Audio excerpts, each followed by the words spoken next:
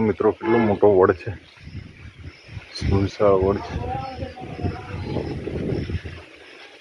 ને ઝરમર ઝરમર વરસાદ વરસે છે. છે જ સાસરા તાલુકાનું એક ગામ છે ચંદ્રાણા, ત્યાં આપણે આવેલા છે. અને જો કમળો જુઓ, કમળ જ કમળ, આખા તળાવમાં કમળ જ કમળ, એટલા બધા કમળ,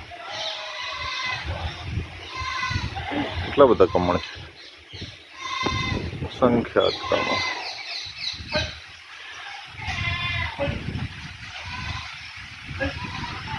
પૂર્વ શાંતિ છે અહીંયા.